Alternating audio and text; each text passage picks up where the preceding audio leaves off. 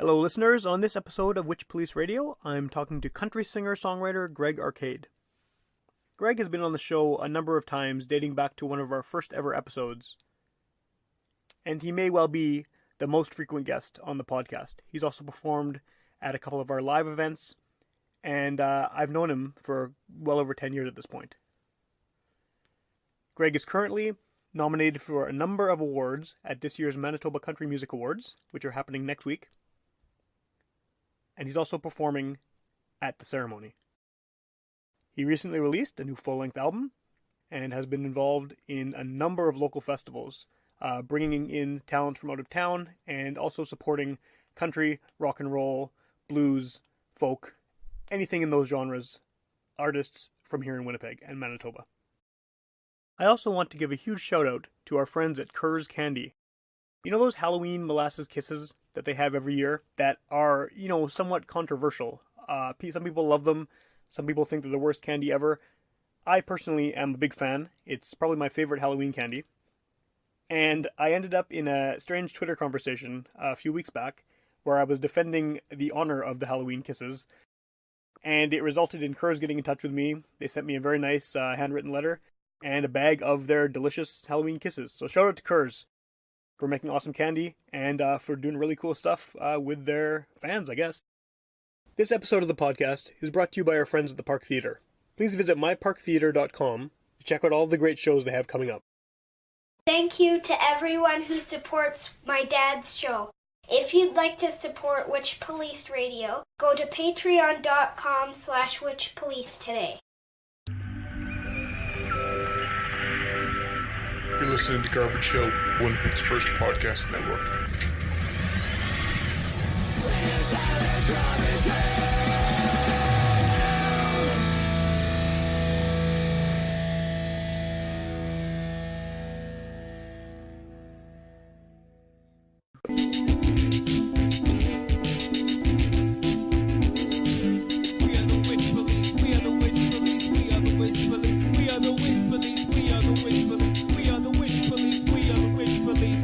Welcome to Witchpolice Radio. I'm here with, someone who's been a semi-regular guest on the show over the years, one of our first guests ever, and someone I'm always happy to have on the podcast, Greg Arcade. Hey, how's it going, man? Not bad, not bad. Nice to see you again. It's been a while. Yeah, dude. And I think that, part of the reason I wanted to have you on now is you've had so much stuff going on over the past year and a bit.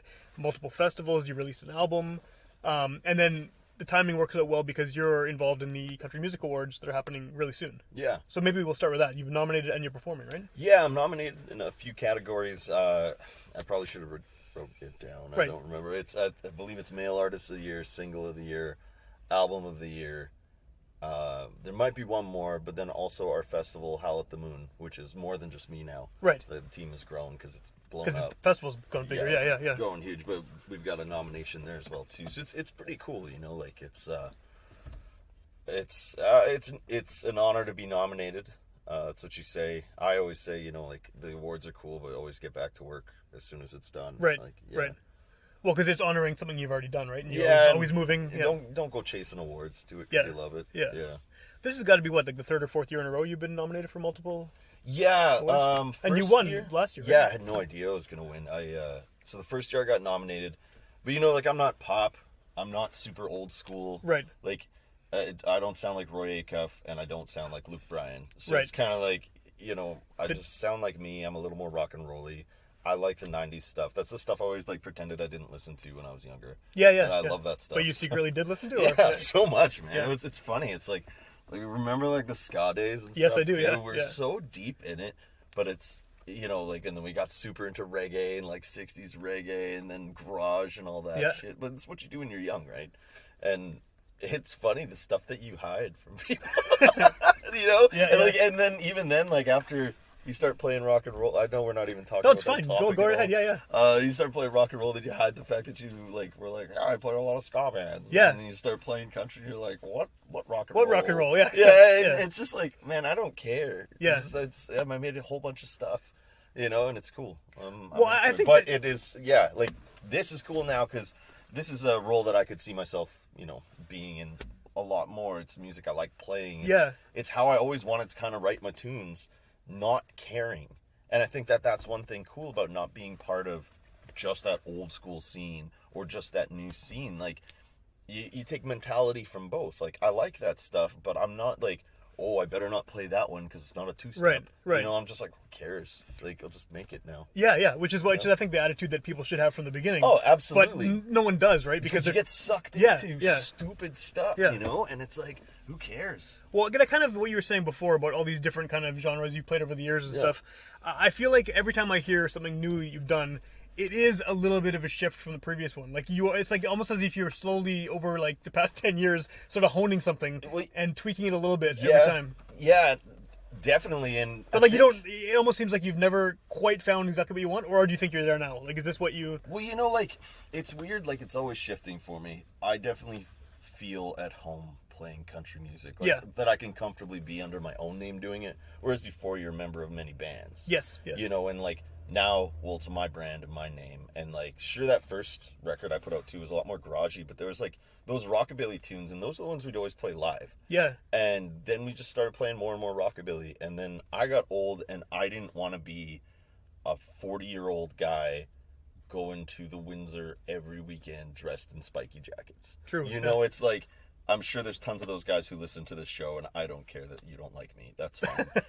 It's just like, you know, a lot of rock and rollers and punks, they grow up to be either bluesmen or country singers. Absolutely. Especially in Winnipeg, it happens all the time. Yeah, and it's because you get older and you mature, and if you don't do that, you know, like, I still love rock and roll. Like, I went to go see Quagmire play again the other day, and it was unreal, you know? Yeah. But it's like, you know, you don't get hung up on it to the point that it's like, well, I can't like that because this guy over there doesn't like that, and because he doesn't like that, I won't be cool at this bar. And if I'm not cool at this bar, I won't have anywhere to drink. And it's like, man, what are you doing? Yeah. I don't know, but that's what young people are doing, right? A lot of the time, because they have this idea that like they're creating something that has to fit into a category because this is their audience. Yeah, and if I step outside that category, all of a sudden they're going to think I suck. Yeah, right. You know, or I don't belong. Or I'm a sellout or something. Yeah. But the thing is, like, what they don't realize is maybe they should read more biographies and stuff. It's like, everyone's always been trying to sell out. I'm not saying that necessarily in the same ways, but it's like the Sex Pistols, man. Their whole goal was telling people, don't be too huge or whatever, but then try to get as big as possible. Then got a major label. It's the same with like those 90s punks, right? Oh, like No Effects, like dudes who listen to No Effects and then say, oh man, sellouts, fucking sellouts, you know? And it's like, what? Are you serious? Like, why aren't you listening to... Like, first off, awesome. I like a bunch of No Effects songs. I'm okay with the stuff I love. Yeah. You know? But it's like, why are you knocking on someone else? Like, because this guy wants to, like, buy a loaf of bread for his family. Well, it's like a shift, right? It's like when you're a certain age, you think... when you're a teenager, especially, that whole sellout thing is a big deal. But then, like, when you realize you have to actually make money as a musician, and like you said, feed your family or put a roof over your head or whatever, selling out is not necessarily a bad thing. No, and it's not as long as you maintain your integrity. It's not even selling out. Yeah, as long as you maintain your integrity to the fact that it's like, I like doing this. I love making music. I want to do this. Yeah. You know, it's not like, oh, I have to do this because I'm already $800,000 in debt to my funder, and I have to do this for the rest of my life, and... You know, and I have to write what they want me to play. Yeah, if you're doing your own thing though, still you're good. Yeah, you're good, you know, and it's like, as long as I think that's an important thing. You gotta play music you write, even if you don't necessarily record it and put it on your albums, and even if you don't do it live. Like, if you're a musician and you're just going out just to cover, but you don't even go home and like write something for like your daughter or your dog or something and play it for them. Something that means something to you personally. Then that to me is, I guess, you're more selling out. Because I know a ton of guys who just do pure covers, and they're awesome. They're awesome dudes, but I know that they can write one hell of a song when they get home. And I love that. Yeah. You know, that's cool. I get it. And I guess that's one thing I didn't know too when I was younger. You know, like the cover scene. Like, country works a lot different than rock and roll works. Like, I play a ton of covers. I've started moving away from that again and playing my originals more. Like, just last weekend, I played a show with my buddy Noel Lindsay on upright bass and Roy Verbrudge on pedal steel and me on acoustic guitar. And it sounded, like, unreal. And I've been playing, you know, bar band drums 4-piece for a while. Yeah. And, yeah, like, I'm burnt out. Like, I'm tired of... I don't think shows should go to 2 in the morning. No, I agree with you. So ridiculous. Like... I'm even playing a tap room tonight. It starts at 7 and I'm done at 9, and that's not bad. That's it's unreal. That's why I play there all the time. And I get knocked on that too sometimes. Guys are always they'll be like, oh, well, why are you doing that? Like, that little gig. Why are you doing that? Like, you should be moving up. And it's like, well, okay, I do the one at one of the places because super swanky and classy, and there's always new people because it's a hotel lounge, and sure, you feel lounge singery, but it's a good time for me to test my voice, see what actually works, before I put it to tape. And the connects we make there, man, are crazy. Well, and that's not your main audience anyway, right? So you're getting different people who hearing you for the first time. And it's kind of like you're playing like a mini tour. Okay. And a lot of if you go to the same bar every night, bars are weird now. Like the model's broken, especially with the way that weed came in, how it's more illegal than it was before, and things like that. Like, people don't want to go out because they don't want to go have a beer and be out till 10, unless it's within walking distance. And then you can't always play every little bar in town. It's not set up for music. But you end up playing in the same audience over and over and over and over again. And what does that do for you and the growth of you as an artist? I think true artistry lives and dies in somebody's basement or garage and is never seen by the world. Right. Because they do it purely for themselves. But then... And then you hear a tape of that 20 years later, and you think, this is the best thing I ever heard in my life. Yeah. But then, it still came out. Yeah. And is that now sold out because more people heard it? If we get back to that discussion. Yeah, no. I like the direction this has gone already. Yeah, man. Well, we're going to talk about the country awards and stuff too. Yeah. But, I don't know. It's cool to just talk about this. It is. Shit, it is. It's interesting, yeah. Yeah, I don't know. I always hate my voice on just so everybody knows. It takes a lot for Sam to get me out to do this. It does. Nowadays, because I don't talk to anybody in the media, at all. Unless it's, because one of my business partners has, a TV interview for the festival, and, I need to be there. Right. It's job. But, I love doing this podcast. Everyone out there listening, you should contact and get in touch, because this is true art to me, folks. I'll tell you why, because Sam does this, and he puts it out, not expecting anything, and that's the coolest damn thing. Yeah, man. Yeah, hell yeah. Right on. It all started with a heartache. It got worse with every mistake. When you think you've taken all you can take, it's gonna hit you like a hurricane before an earthquake. And then the pain will make your heart break. Tears you cry won't be the kind that are fake. Years go by and it gets harder to take. It all started with a heartache. Tell me, girl, am I the only one who's been drinking till the morning sun? Who's been thinking about the damage done? Wondering where we went wrong. I've been wondering if it's the end. You and I, we were more than just friends. Lines are crossing, now the boundaries blend. I don't think we can start over again. It all started with a heartache. It got worse with every mistake. When you think you've taken all you can take, it's gonna hit you like a hurricane before an earthquake. And then the pain will make your heart break. Tears you cry won't be the kind that are fake. Years go by and it gets harder to take. It all started with a heartache. Reflecting on the time we had. Some was good but plenty more was bad. I never really fit into your plan. I didn't mean to make you sad, and no, I didn't mean to make you cry. But no matter how hard I tried, I'd only further realize that I ain't cut out to be your guy. It all started with a heartache. It got worse with every mistake. When you think you've taken all you can take, it's gonna hit you like a hurricane before an earthquake. And then the pain will make your heart break. The tears you cry won't be the kind that are fake. Years go by and it gets harder to take. It all started with a heartache.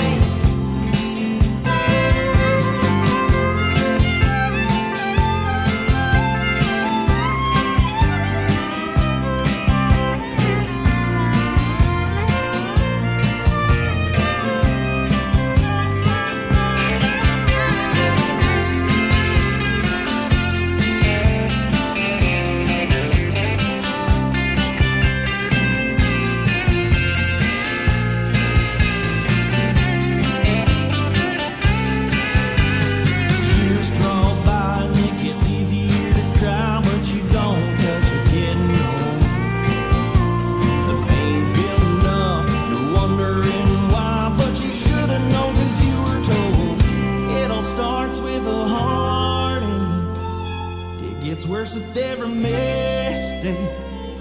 When you think you've taken all you can take, it's gonna hit you like a hurricane before an earthquake. It all started with a heartache. It got worse with every mistake. When you think you've taken all you can take, it's gonna hit you like a hurricane before an earthquake. And then the pain will make your heart break. Years you can't be the kind that are fake. Years go by and it gets harder to take. And it all started with a heartache. Years go by and it gets harder to take. It all started with a heartache. It all starts with a heartache. I'll tell you something about a heartache.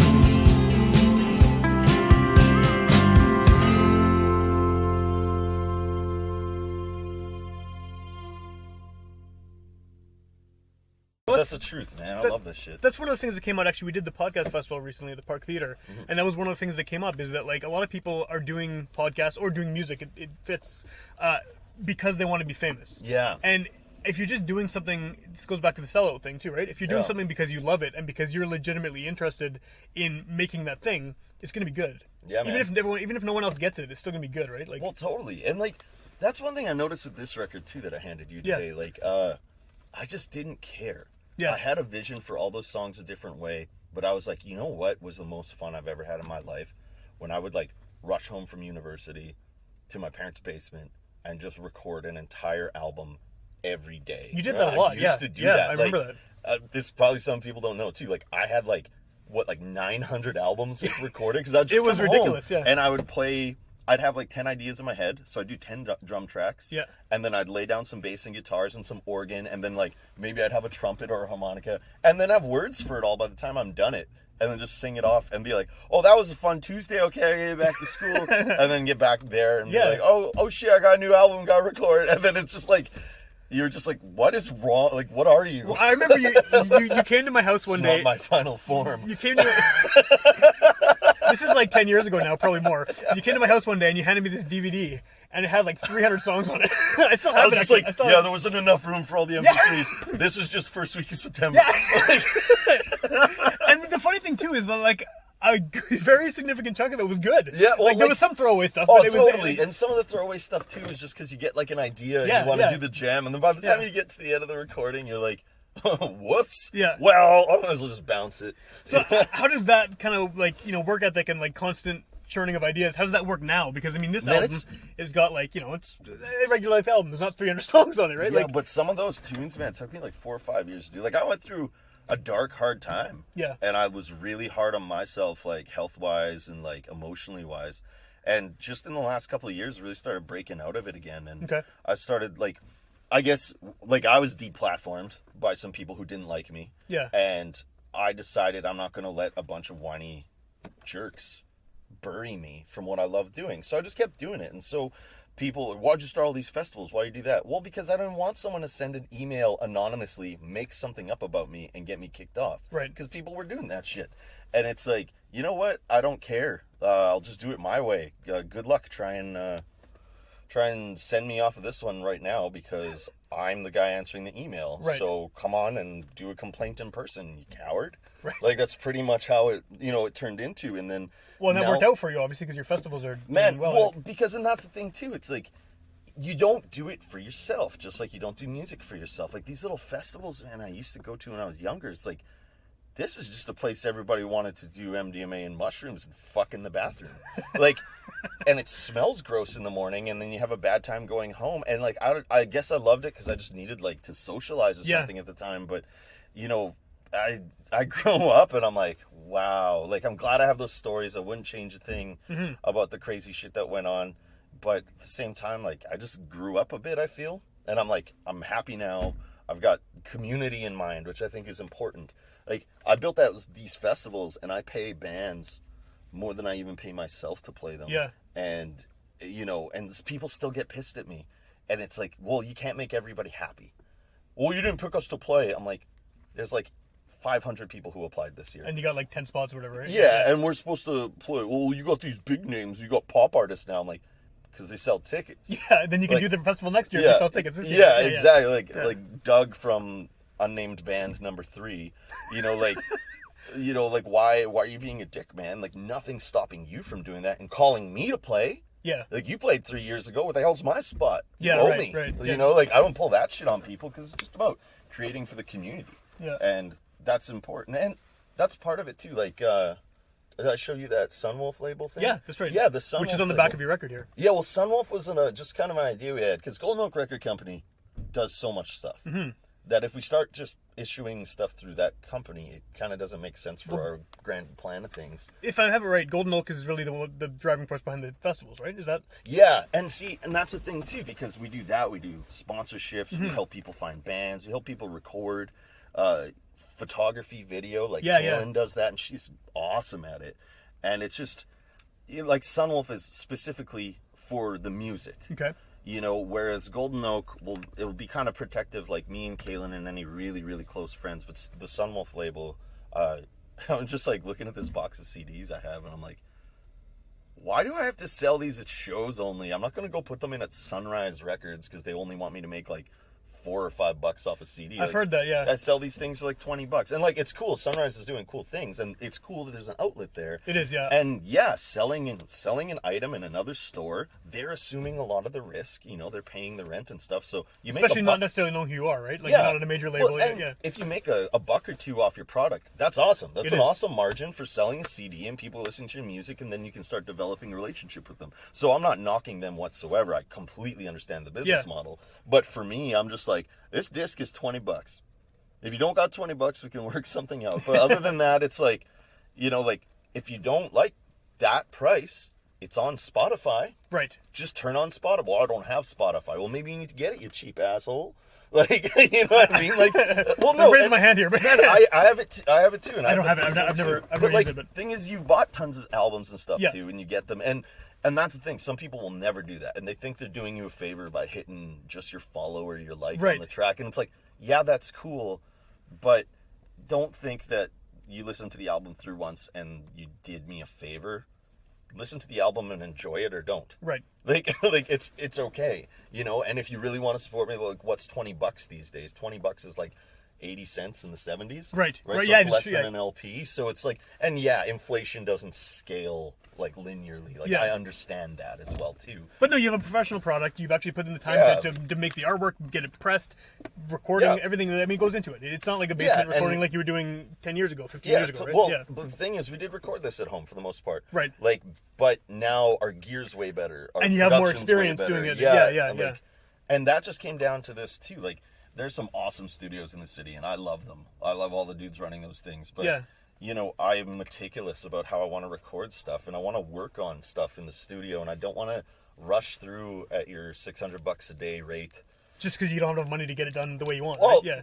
No, we could pay for it, but why would I dump a few grand into that when I can spend so much more time at home loving and caring it? You know, otherwise then I got to use those drum tracks. Oh, that didn't work. I'm going to have to retrack the snare, reamp it. Like, what do we pay for? You know? And I'm not saying don't use those studios. Like, I still love using those studios for other projects and stuff, but I feel like the Greg Arcade thing is doing a lot of it myself. Like, I drummed most of the tracks on that record. Josh Ayers did a couple. Cool. Roy Verbrugge did the pedal steel on track 3. Brenton Thorwaldson did the fiddle on track 3. Ronnie Ladebrook did the guitar solo in the first song, which was awesome. That's awesome. That guy rules, Oh, that guy rules so hard. What was it the other day? I was watching a movie with Kaylin, and so it was like, I love you so hard. And it's like, what? that's a little aggressive. It is a little aggressive. Yeah, I got sorry, man. No, I got a question here for you. So you're saying before, and kind of the vibe I get from you in general, and always have really, is that like you are part of a scene, but you're kind of on the outside of it. I mean, you're a country singer, but you're not playing this, you're not playing that. I've always been standing on the outside. Right. You do what you want to do. You won't see me at Cowboys. You won't see me at the Times. You'll only see me where I go. You know. So then, what? I mean, does that kind of not being part of either of the or any of the scenes, kind of, and being a floater, I guess, does that like give you more freedom to do what you want musically? 100%, man. Like I was saying before, you know, like I won't throw a track out because it doesn't sound like a two-step. Like, way Right. back in the day, I'm like, oh, well, we're making a reggae record here. It Yeah. doesn't have that guitar, so Yeah. just throw it out. And it's like, no, it just, if it sounds cool, it's cool. Like, that's it, and that's all that matters. Right.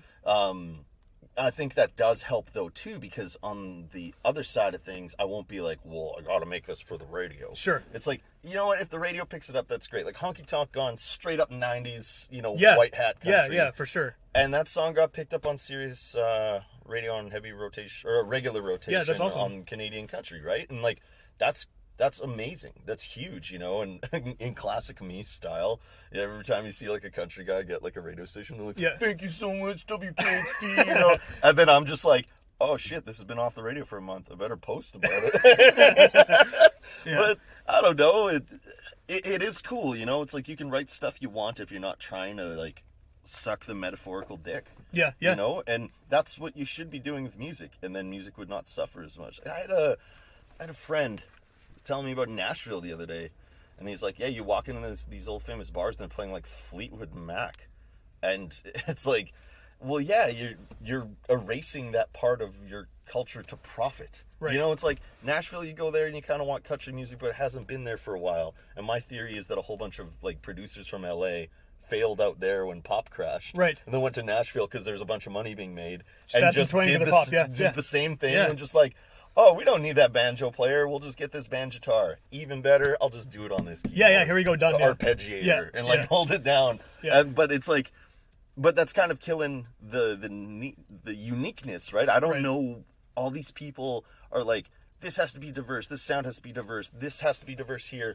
and they homogenize everything. Yeah, it's yeah. like it's diverse if it's like everybody else, you know. Well, that's like punk rock, though. yeah, and Everyone it was wants the same thing. Everyone there, wants to and- be unique, but they all look the same, right? It's and like, that's why I never really fit in there too. Like, I remember one time walking in to the Albert, and it was like in the time when I was like almost emaciated, skinny. Yeah, I remember that, long yeah. hair, and just wearing like a brown leather jacket and like one of my dad's old like Hawaiian shirts from Poland. Yeah. And the guy's like, "This isn't a disco,and I'm like, fuck you, man. Yeah, why do you and care so I about- walk yeah. in, and then it's like Grippin' Grain. I'm like, this is a fucking disco. Yeah. Like, what was this garbage? Get off the stage. This place is for weird art.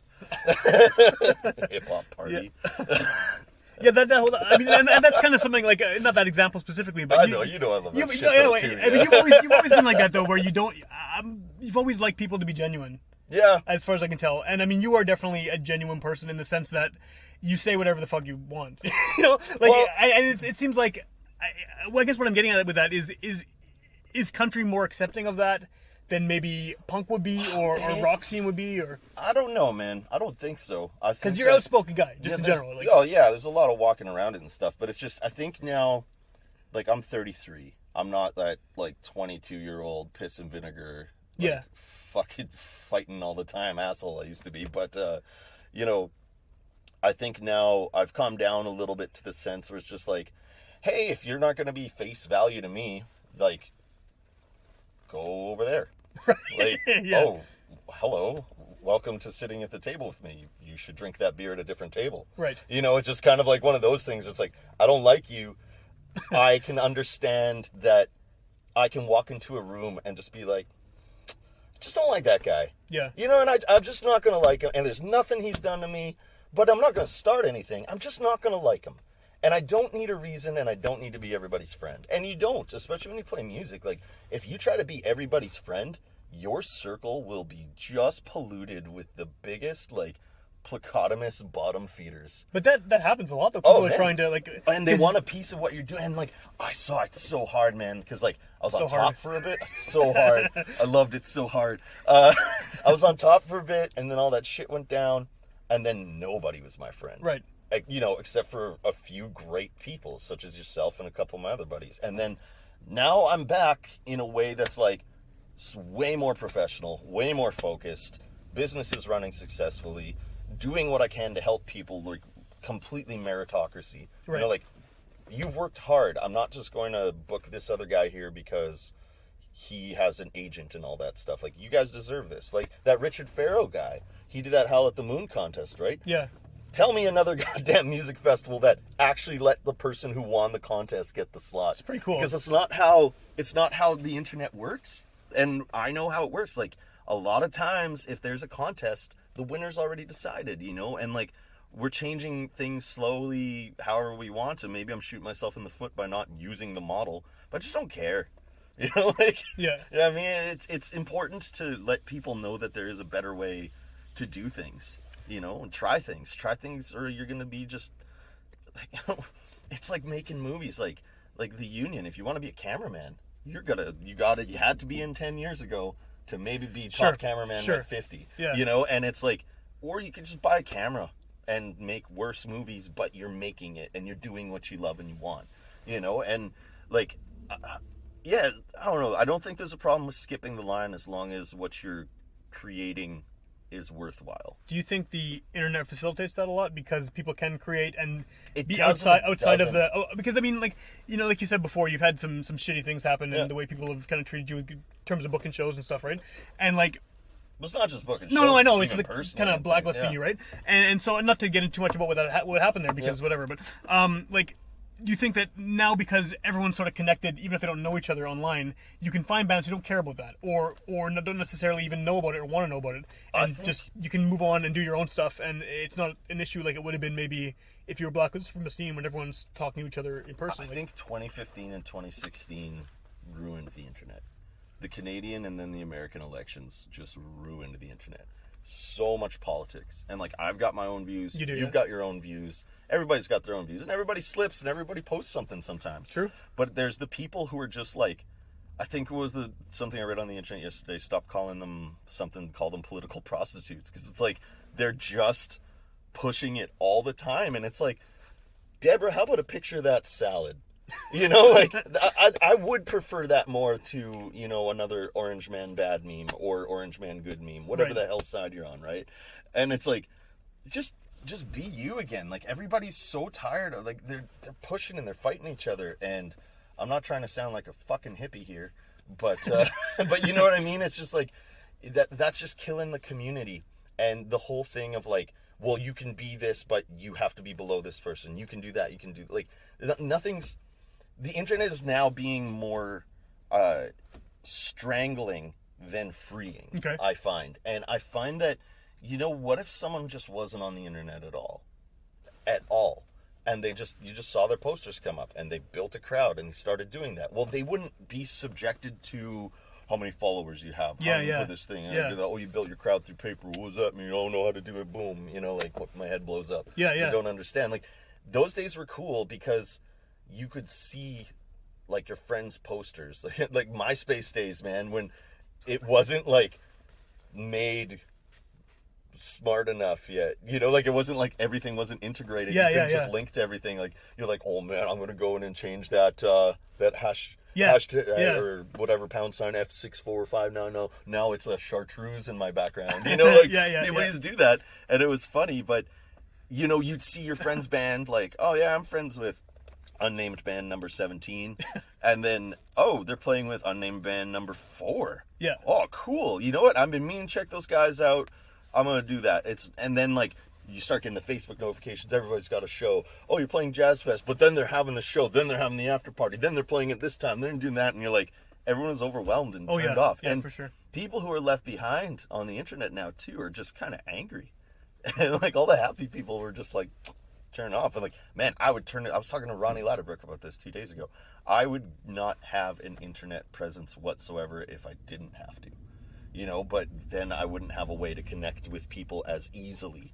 And now the world is structured that I can't just go buy some billboards and promote something. You know, like, it just, why would I do that when I can reach the same amount of people by making, like, a post? But that's why I started doing those videos. That's right. I was going to ask you about that, actually. youtube.com/Golden Oak Record Co. I just wanted to start doing stuff again. Like, sure, we have, like, a couple, like, pro videos up there, and we're working on more content. But, and those are the ones, you know, like, when I get that, then I'll, like, put on blast to my Instagram following or things like that. So that's, the views drive up on those.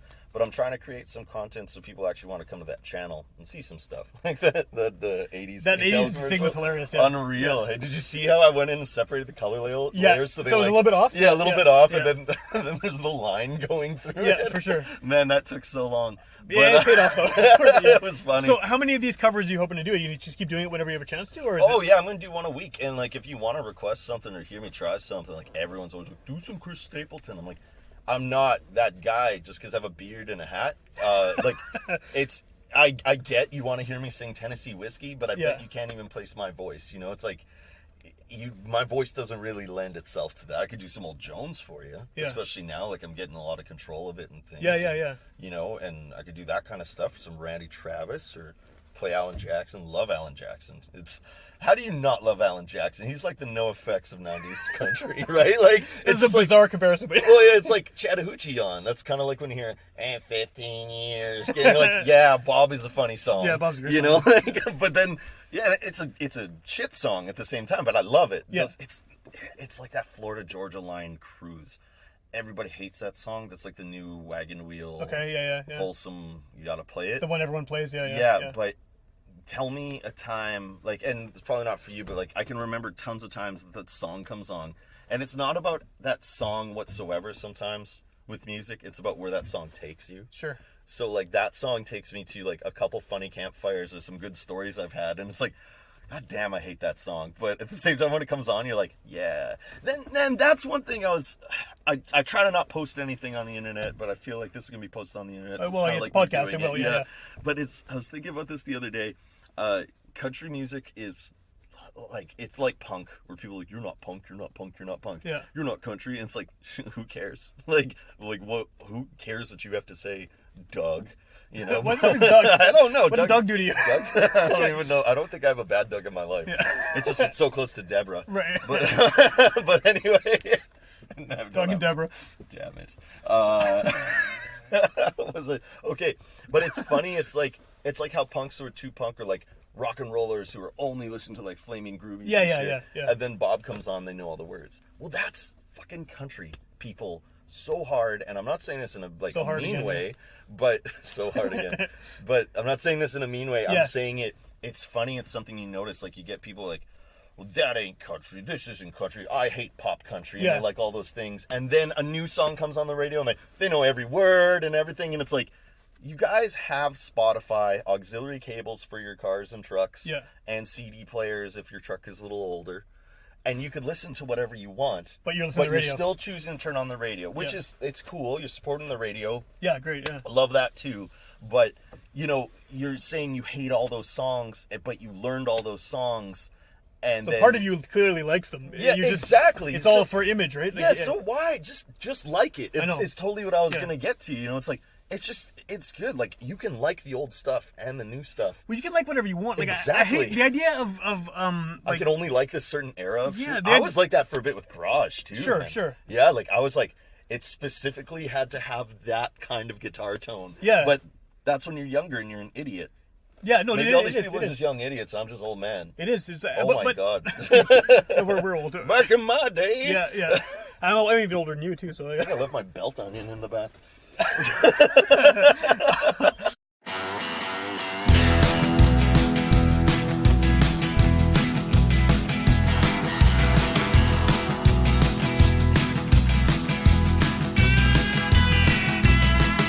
Staring at the tail lights, riding through the countryside. The sun goes down on another western sky.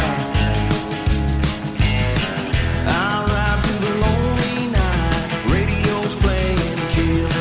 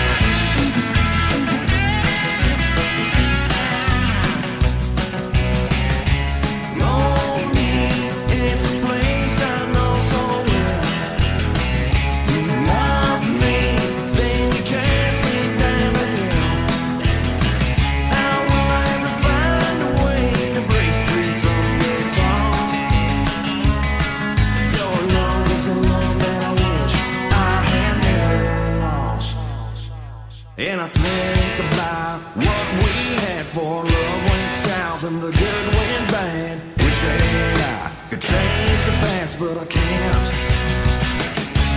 And I think about what we had for love went south and the good went bad. Wishing I could change the past, but I can't. I wish that I could change the past, but I can't.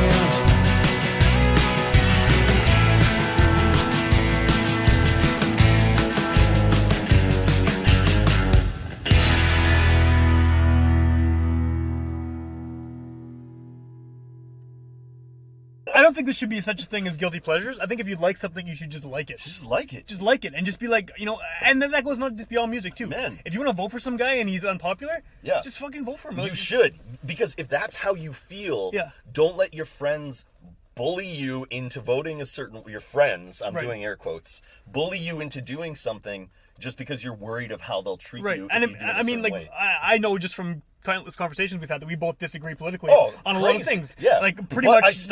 I 100% support your opinion on doing things because I'm just like, that's you, and Right. like, and that's fine, and like, we didn't always disagree and stuff. Like, No. I found like, I don't know if I really skewed that much. I just kind of like affirmed my beliefs more instead of being more to one side of Yeah. like, because I was a little afraid, and then I just didn't care anymore. And yeah, I've got some like, I wouldn't say outlandish views whatsoever. Like, I do sit. I'm not even gonna say where I sit, but I'm just gonna say like, people who know you know where you sit, right? Like, well, yeah, like exactly. And it's not like I find I'm not unreasonable with the things I say either. Like, I'm very much for personal liberty, and I believe in that very hard, so hard. very hard, so hard. But and that's pretty much it. Like, it's just, don't tell me to ride a bike without a helmet on a road. If I'm going to die, I'm going to die, and please don't put up the insurance because I died because I'm an idiot. Like, I'm an idiot. It's done. If anything, insurance should go down. We got one less idiot. Right. Like, and that's what I mean. It's just like, just let people do what they want and don't hurt them as long as they're not being, hurtful. And don't define completely unhurtful things as hurtful in your head. Like, don't define things to make you motivated to attack people. That's how I feel too. It's like, oh, Sam, you told me I'm ugly. Yeah. Now I'm going to get you fired. Yeah. Like, I hate that shit. And it's like, oh, he told me I'm ugly. Okay, either I'm going to go home, look in the mirror, and be like, fuck that guy, or I'm going to be like, yeah, I can lose 5 pounds. Or maybe put on 12. Yeah. But you know what I mean? Like, and that's okay. And I don't feel that you're not for personal liberty either or anything like that. But it's just, a lot of, but there's some things that people believe in that it's good to be different on, and you should be able to just discuss it and not hate somebody after disagreeing. Yeah, I think that's what I'm getting at. Like, I mean, I'm sure I've said things that you're just like, what is wrong with this guy, and vice versa. Yeah. But like, I mean, in the end of the day, we've known each other for a long time. Yeah, we can get along even if we completely clash on an issue. Yeah, because like, who cares, right? And then we talk. Anytime we have talked about an issue we disagree on, we're generally like, oh, that's what you mean. Yeah. Oh, that's what you mean. Yeah. And it's like, or even if you don't get, you don't get it, it's like, I get why you feel that way. Yeah, Like, exactly. Yeah. And I wish that like that's the same thing with music, right? Yeah. Because that's the connection, right? It comes back. Exactly. Yeah. It's like, oh, you like that pop stuff? I hate you now. Like, I get some of the guys in town calling me a pop artist, and I'm like, clearly you have not listened. to my or music. met you. Yeah. But no, it's the same thing though, because it's like, it's not, oh, you suck, you listen to pop music. It's like, you got to think like, oh, I get what pop music does for you, and I get why you like it, even if it doesn't work for me. Yeah. I get that there's this thing about it that works for you. Because that for me is this other song that just makes me feel unreal. And I've had this conversation a lot lately because I've interviewed a few like early 20s rappers, right? Yeah. And I don't get what they're doing. To me, it's just I listen to a lot. Shout out to Drink Bleach. Right, awesome guy, right? And I had a really Cool. I had a really good conversation with him. Yeah, man. I don't necessarily get his music. It's not necessarily for me. I'm a 36-year-old dad, Ben. but I get his passion for it. Same feeling I have. And I get that like what he's doing is unique and different. I get why, and I get why people like it. But to me, it doesn't sound like what I expect to hear or what I want to hear. But I think that a lot of people will instantly, I'm guilty of this too, shut it down and say, this is pop, this is whatever, not him in particular, but like, oh, this is pop country. I hate it. I can't listen to it. And when it's like, well, maybe you should listen to it, and then you can sort of at least understand where they're coming from. Yeah, and man, that's a good thing to bring up too. Like, I was the exact same sentiment I have with his stuff, but still at the same time, because I've met that guy, I don't just turn it off when I listen to it. I've met that dude, and I'm like, oh, man, he's a cool guy. We've talked some cool stuff along with Quaid about gear. And then I listen to his tunes, and it's not at all anything I'd even say I've listened to before. Me neither, right? Like, I'm aware of the genre, but it's not something I've dove into. But I listened through the whole track, and I've been like, man, that guy rules. Like, that guy's wicked. Like, not something I'm going to, like, throw on while I'm cooking ham. Same here. Yeah, exactly. Or cooking ham. Tofu for me. Let's find a middle ground while we're roasting beets. There you go. Beets. But, I like beets. Beats, Bears, Battlestar Galactica. I like all those things. Me too. But I could still, like, I listened through it a couple times, and I'm not gonna lie, I've gone back a couple times, been like, cool, you know, like, man, that's neat what he's doing with those, like I get how he's doing those effects and stuff, and like even like pull up some shit and try to do that on my own, be like, cool, that's how you do that, okay, yeah, like, yeah, and I think that's the common ground there. It's music's the common ground, you know, everybody likes colors in a painting, but some people's favorite color's green, some people's favorite color's chartreuse, and then the other guy's colorblind and he can't see anything. Exactly, but he can still see something else in it. He can still see, man, and so he still enjoys that. And I think that's, like, I know it's a weird analogy, but overall it's like he can still enjoy the art. Yeah, and that's the most important part. Like even a blind man can feel an acrylic painting and feel the textures and things and enjoy the art, you know, if that's how he enjoys that art, you know? Well, and I think that's kind of, to get back a little bit into the political ideas and stuff, I think that's why I can still get along with you. Yeah. And a lot of people, you know, not a lot of people, but some people have said, like, why are you still hanging out with Greg? He said this on Twitter. Like, what the hell, right? And it's like, well, I can look beyond the thing on Twitter. Even if I completely disagree with what you said on Twitter, I can look beyond that, and like I respect what you're doing with your art, and I like, you know, and I know where you're coming from, and I can think what you're saying is dumb as hell, or I can agree with it, but it's like you can still. And sometimes too, people don't realize too, like, this is like the poison of social media.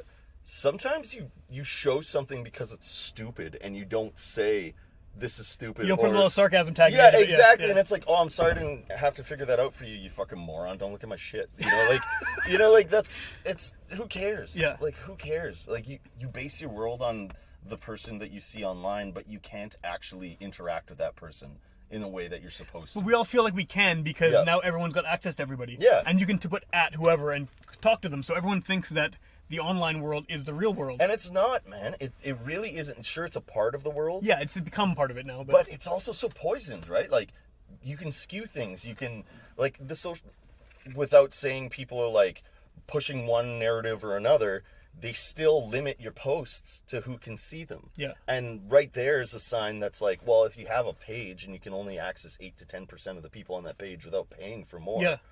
Like, what the fuck? Well, and that's people get stuck in their echo chambers for music, for politics, for anything. Because, like, you know, you can have someone now with access to any kind of music ever in the world. You can be stuck in your little corner listening to only, like, 90s punk if you want. Well, yeah. And you don't, because the way the radio has changed and everything, you don't necessarily have to hear other stuff. Here's the thing with your echo chamber.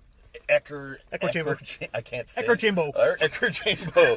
But the thing with that, like, they only get smaller because people leave them. Right.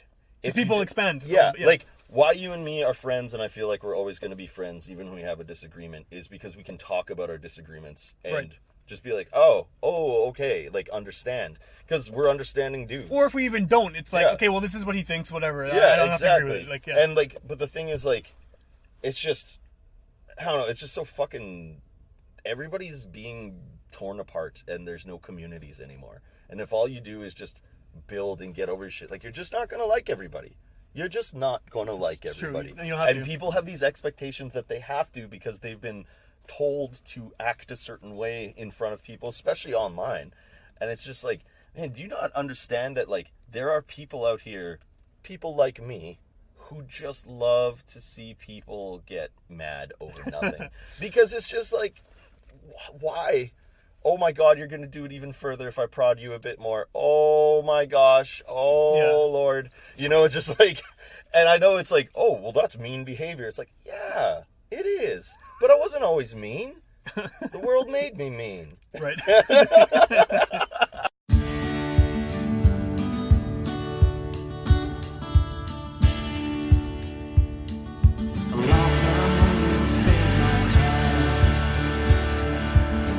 Fast women drinking their wine.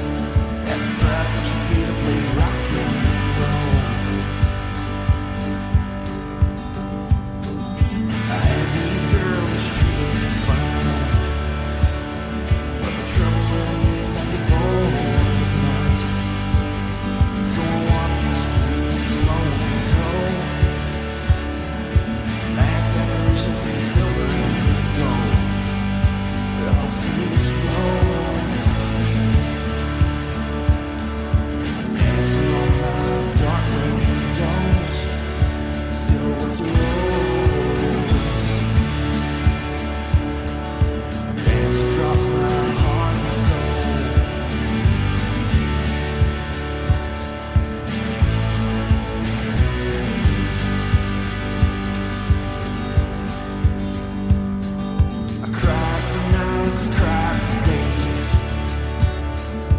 Cried till the pain didn't matter anyway. Learned my lesson and I paid in blood. It poured forth from the cracks in my heart like a flood. Still walk through the streets, silver and gold. But I can't find a heart that ain't broke or sold. Silhouettes of rose, dancing on my dark windows. Silhouettes of rose, dance across my heart and soul.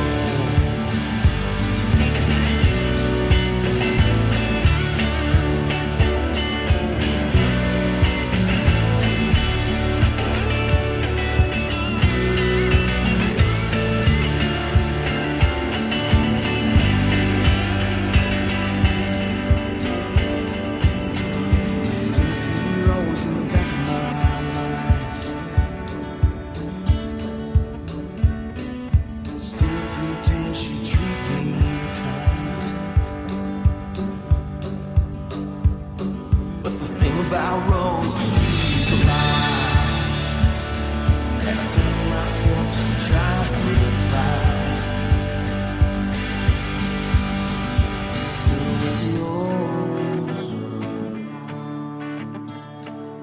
dancing on my dark windows. Silhouettes of rose, dance across my heart and soul. Silhouettes of rose, dancing on my dark windows. Silhouettes of rose, dance across my heart and soul. Dance across my heart and soul.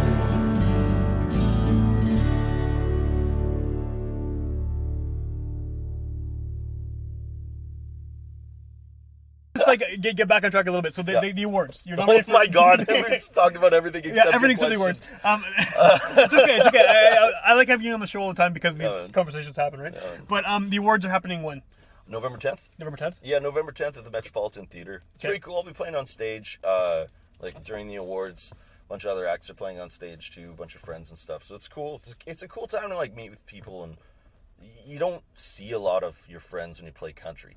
Right. You know, like we did that Sundown show at Nashville's last April or whatever, and that was great because the best part of it was loading in gear in the back. Because you're loading in gear with pals who showed up at the same time. Yeah. Man, I haven't done that for years because you're just loading gears with your band, which is still fun, but it's not like you have like a whole bunch of guitar players coming in and like shooting the shit Right. about that, going having a beer at the bar across the street before you come back and play. Yeah, yeah. You know, like that's something that I loved when you were playing music as a kid, you know? Yeah, everyone's there, and there's definitely a community around it. Exactly, yeah. And Punk then- shows and stuff were great for that because Yeah. they did 10 bands on the bill. Everyone's waiting around, hanging out, waiting for the turn to play. Like, Yeah, and and it watching was- each other's bands. And it was, yeah, and that was fun, Yeah. right? But like, I find like that's kind of gone too, right? Because they tried to like streamline the model. Now you've only got like a couple bands, more Yep. rules, get this done, it costs this much, no one's making any money, beer costs this, Yeah. no drinking in the alley. Like, yeah, I've grown up, so I kind of agree with a ton of those points. But at the same time, when you're young, you should break the rules. You should be drinking in the alley. Yeah, you should break the rules and have some fun and get into trouble. Right. You know, as long as you're being safe and like being cool to people. You know? Yeah, that's what it should always be. Yeah. And yeah, it's just I don't know.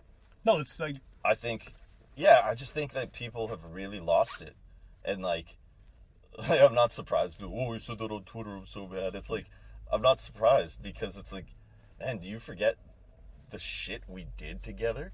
Like, like, you know, and it's like it's okay for us to be weird.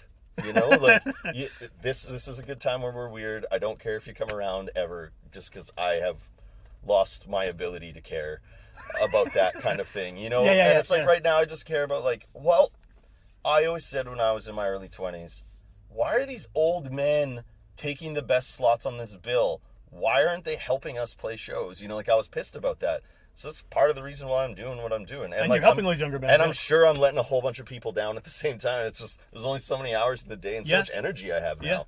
You know, but it's like, I'm trying to do something where it's like, yeah, I don't want to be 45 years old on stage playing covers. Yeah, like, yeah, you know, 3 sets of covers till 2 a.m. At the same venue you played 600 times. Yeah, that's just so weird to me. And it's like, by that time, I hope that I've at least put out a few albums that have some like tunes that people like feel in a big way, you know? And so it's kind of about like, there's times to do things. Like, think about like if you're in the army, right? You start at the bottom and you're running around with a gun, and then maybe you specialize, and now you either have like a camera or a typewriter or a better gun, right? You know, and then like after a while, then you're the guy telling, you know, a few groups to go here and there, and then you're the guy telling the guys who tell the groups, right? You know, and it's like people should have that kind of mentality. Like, Winnipeg's an awesome music town. I've always said it, but it's also such a it's like a town that is happy about mediocrity. Right, you stay in the bottom slot in the That army. guy wanted success. That guy's a loser,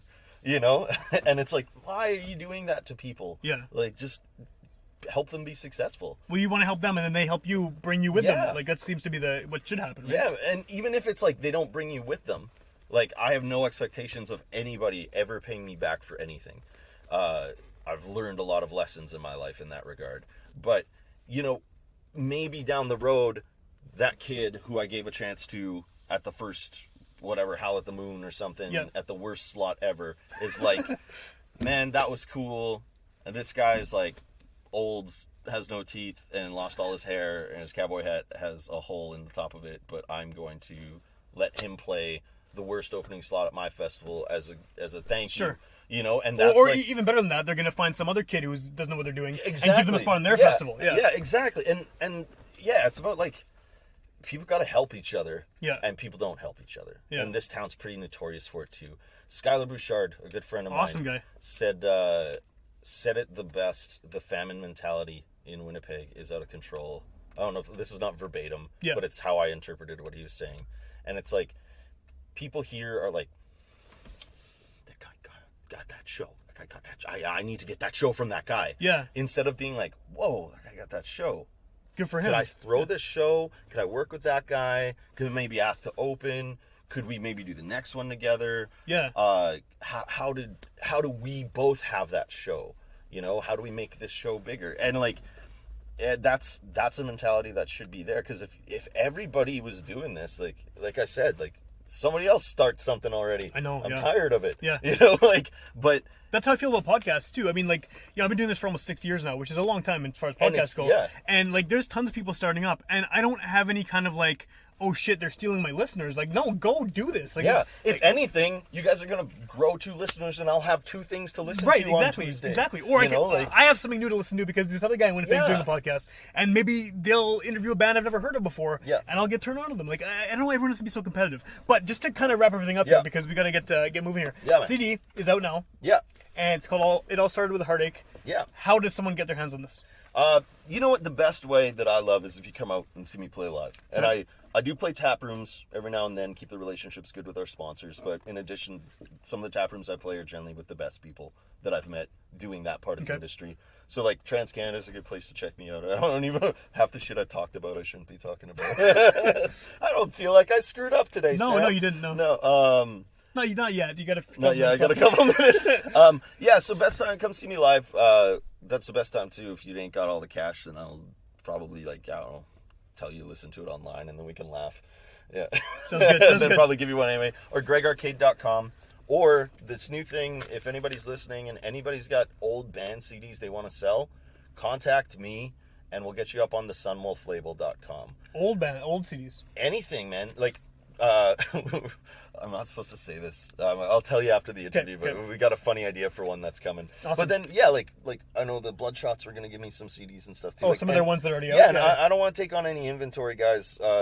You'll just get in touch with me. You'll set a price. We'll figure out the pricing, and then once I have some orders, you can Basically drop them off, and I mail them out. Right and on. it's CD distro. We'll sell.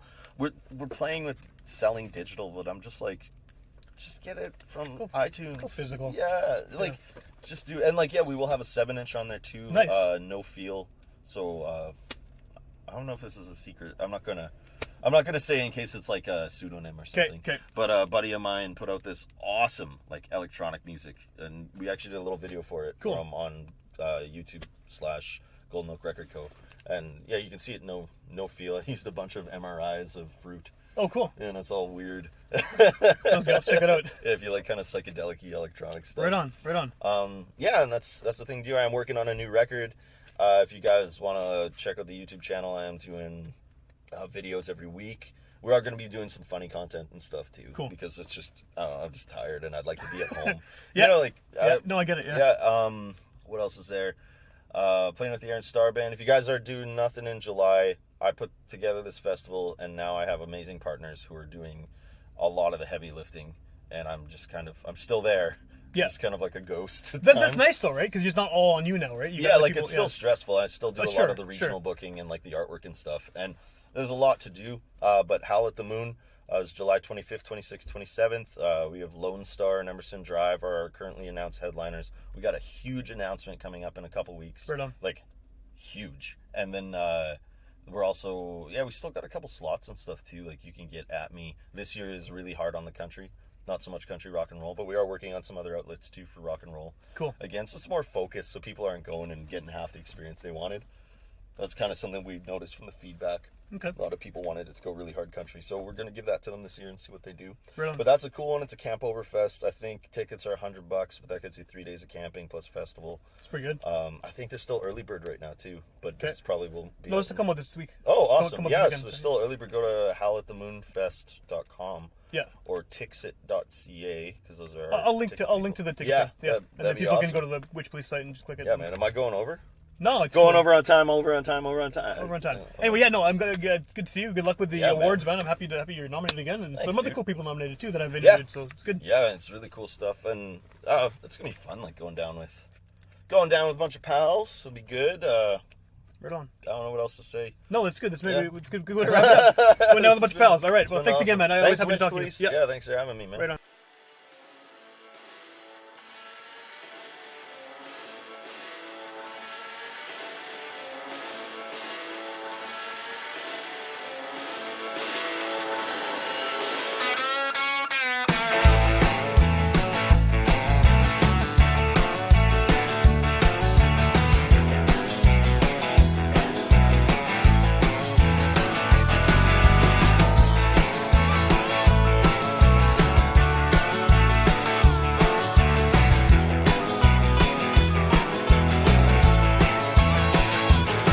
It's been a little too long since she gone out. She never used to sit around at home and pout. Now she's breaking her vows, doing it right, getting dolled up and going out tonight. She's gonna dance all night under the neon lights, and she's honky-tonk on. Got the jukebox on, dance to her favorite songs all night long. She's honky-tonk on.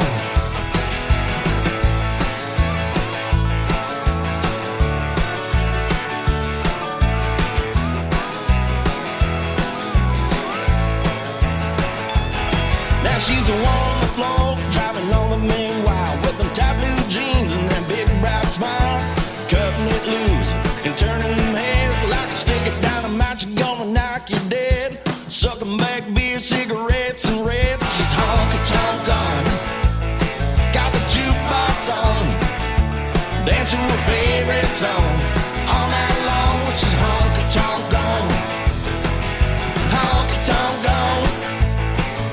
Tight jeans on, dancing with favorite songs all night long. She's honky-tonk gone.